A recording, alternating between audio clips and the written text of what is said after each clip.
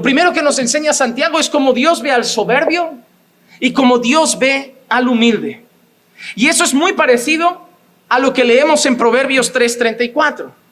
Ciertamente, Él se burla de los burladores, pero da gracia a los afligidos.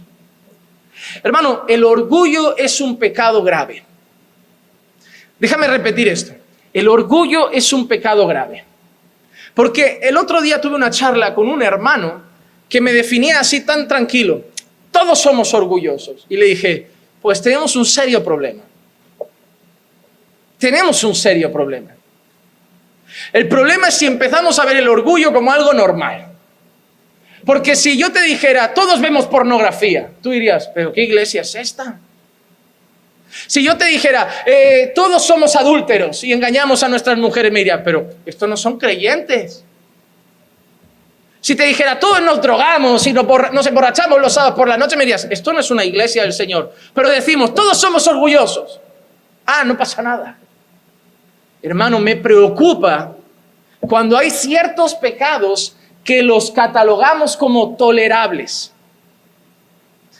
Y sobre todo, cuando Satanás ha hecho un trabajo tan espléndido para darnos a entender que el orgullo es uno de esos, cuando Dios dice con claridad que resiste a los soberbios.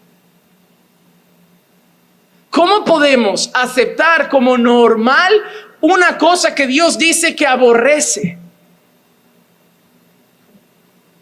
No, hermano.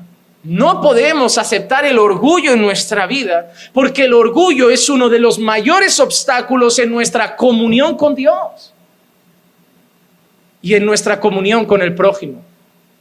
El orgulloso no cree que depende de Dios. El orgulloso con su boca te dirá que Dios es su proveedor, pero él no ora y él se esfuerza por la provisión porque en el fondo cree que depende de él y no de Dios. El orgulloso te dirá que Dios es su todo y es lo más importante, pero apenas se relaciona con Dios porque en el fondo confía en Él, en su capacidad y en sus méritos. El orgulloso nunca pide perdón. El orgulloso siempre que peca lo justifica. Le dices, oye, ¿por qué le has hecho esto a tu marido? Porque él me ha hecho esto. ¿Por qué le has hecho esto a tu mujer? Porque ella me ha hecho esto. El orgulloso, él siempre es el punto de partida. El orgulloso se considera el centro.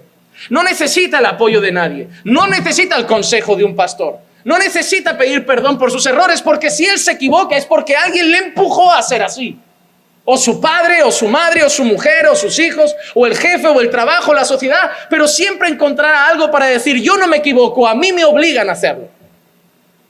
El orgullo es un gran obstáculo en nuestra relación con Dios y con el prójimo.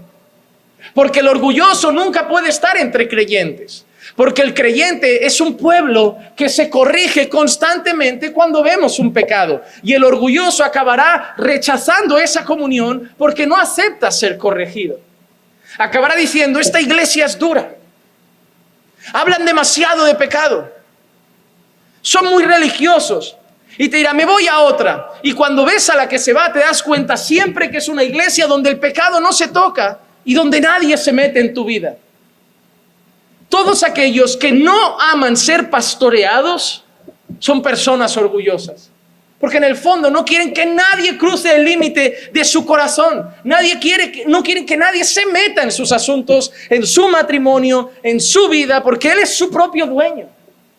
No, hermano, no tratemos el orgullo como si fuera algo simple o ligero. El orgullo puede romper matrimonios. El orgullo rompe amistades. El orgullo te hace irte de una buena iglesia dando un portazo y en el fondo saber que es buena. Pero por orgullo tampoco volverás. El orgullo es terrible, hermano. Y déjame decirte algo. Si no lo consideras como tal y si no luchas contra él, es posiblemente porque hayas sido infectado ya por su veneno. Porque el orgulloso nunca se ve orgulloso. El orgulloso nunca se ve orgulloso. Pero lo más duro de esto es que dice la palabra que el Señor resiste al orgulloso. Resiste al orgulloso. Y hay otras palabras en la Biblia que apuntan al orgulloso, como por ejemplo, altivo, soberbio, jactancioso. pedante, presuntuoso, pretencioso, engreído. A lo largo de la Biblia hay muchas palabras que hablan de la misma persona, orgullosa, soberbia, y personas a las que Dios resiste. ¿Y por qué Dios resiste al orgulloso? Porque no hay nada más patético que una criatura débil y pecaminosa creyendo que es autosuficiente. No hay nada más patético que una criatura débil y pecadora creyendo que puede con todo. Por eso Dios resiste al soberbio, porque el soberbio, el orgulloso, ni siquiera expresa con realidad su necesidad de Dios. Pero Él da gracia al humilde, porque el humilde es esa criatura débil y pecadora que reconoce la necesidad que tiene de Dios hasta para una bocanada de aire. Porque el humilde es ese ser pequeño que reconoce su miseria y que sabe que si ahora escucho un papame en el pecho, es por la gracia de Dios y no porque merezco estar vivo. El humilde sabe que va a pedir a Dios fuerzas para una jornada de trabajo y a la vuelta va a dar gracias a Dios por haberle dado fuerzas en el trabajo. Y luego va a ponerse a comer y dará gracias porque sabe que la comida no es fruto de su trabajo, sino de la provisión de Dios. Y dará gracias porque sabe que otros no comen, pero él sí, por la gracia de Dios, sino por su mérito. Y luego verá llegar a su esposa y a sus hijos y dará otra vez gracias a Dios sabiendo que su familia no está sostenida por él, sino por la gracia de Dios. Y se acostará esa noche y volverá a dar gracias porque sabrá que si terminó el día con vida fue gracias a Dios y no a él mismo. Y se levantará por la mañana al día siguiente dando gracias al Señor porque sabe que si no ha muerto de un infarto por la noche, no es porque él mismo se protege mientras duerme, sino porque Dios vela por los suyos aun cuando están dormidos. Ese es el humilde, el que sabe que en todo depende del Señor y que nada depende de la fuerza de su propio brazo. Y eso es lo que Dios dice. ¿Cómo voy a agradarme de un soberbio que ni siquiera reconoce que me necesita? Lo puede hasta decir, pero no lo reconoce. Pero me agrado de aquellos que de corazón reconocen la necesidad que tienen de mí.